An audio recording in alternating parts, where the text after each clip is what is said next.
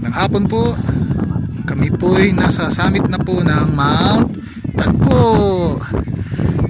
Tagpo, pero Tagpo. Napaaga po kami rito. Napaaga po kami rito. In-expect namin 5:30 makakarating kami rito, pero 3 o'clock nandito na po kami. Salamat sa Diyos at napakaganda po ng panahon. Kaya ho napabilis din po ang aming akyat. At ito po ang 360-degree view ng summit. Dito po sana kami magka-camp, kaya lang po malayo sa water source, at dahil sa maaga na rin po kami, chill out na lang kami rito. Bababa na lang kami sa campsite mamaya, and then para bukas dire-diretso na kami pabalik ng Tanap, Sitio Tanap.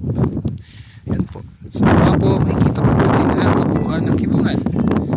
Yan, medyo malabo kasi may fog. Doon po sana nakita ko ang Pulag, kaya lang makapalang fog. At banda rito ay ang Bakong Benguet. So yun po, magpasalamat po kami sa Panginoon. Praise God. At binigyan po kami ng pagkakataon na maakyat po namin ang 3 peaks po sa Kibungan, ay ang Mount Tagpaya, Mount Oten at Mount Tagpo. Bye bye, God bless po sa inyo.